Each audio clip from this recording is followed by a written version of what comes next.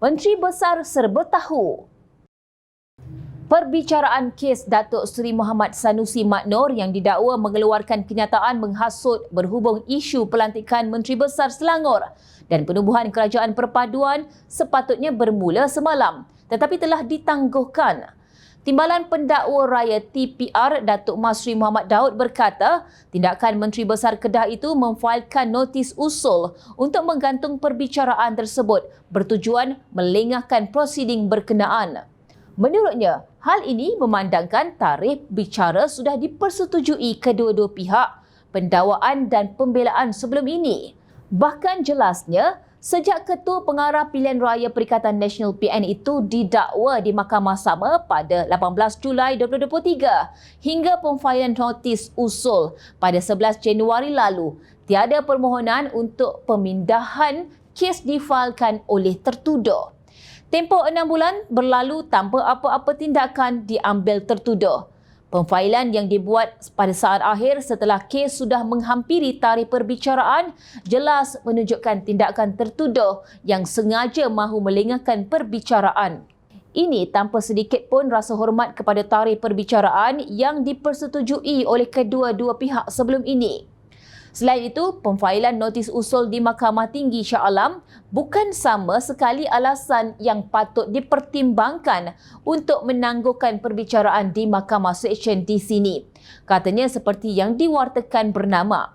Dalam masa sama, Masri berkata Sanusi berstatus Ketua Kerajaan Negeri dan kes membabitkan memang mendapat perhatian umum di seluruh negara sekaligus memerlukan untuk pendengaran disegerakan. Apatah lagi, kes ini menyentuh Yang di-Pertuan Agong dan Raja-Raja Melayu di Malaysia.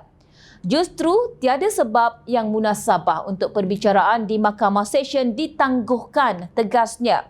Terdahulu, Sanusi mengemukakan permohonan menerusi notis usul untuk memindahkan perbicaraan kes dihadapinya di Mahkamah Seksyen Selayang ke Mahkamah Tinggi Shah Alam. Semasa sebutan kes di hadapan Hakim Nur Rajiah Mat Zain, Sanusi juga meminta diberikan kebenaran penggantungan perbicaraan di Mahkamah Seksyen hingga permohonan pemindahan kes diputuskan Mahkamah Tinggi.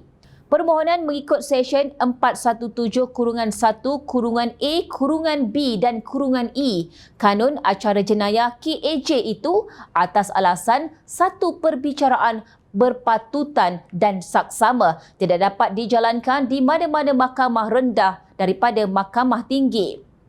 Muhammad Sanusi berdepan dua pertuduhan menyebut perkataan menghasut berhubung isu pelantikan Menteri Besar Selangor.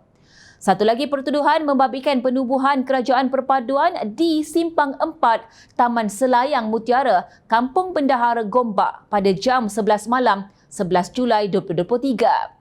Pendakwaan dibuat mengikut perenggan 4-1-B Akta Hasutan 1948, Akta 15 dan boleh dihukum di bawah subseksyen 4-1 Akta yang sama, membawa denda tidak lebih RM5,000 atau penjara maksimum 3 tahun atau kedua-duanya sekali jika disabit kesalahan. Sementara itu, Peguam Sanusi berkata, permohonan notis usul dibuat setelah mengkaji dokumen diserahkan pihak pendakwaan. Antaranya, kata Awang Armada Jaya Awang Mahmud berkaitan titah Sultan Selangor dan beberapa fakta kes yang bukan sembarangan kerana membabitkan Menteri Besar serta institusi diraja. Notis usul menyentuh teras keadilan supaya Mahkamah Tinggi dapat menjalankan prosiding bebas dengan perkara yang boleh timbul nanti. Permohonan yang dibuat tidak remeh, tidak bersifat picisan dan bukan atas alasan lemah tetapi menyentuh prinsip keadilan dalam perbicaraan jenayah, katanya.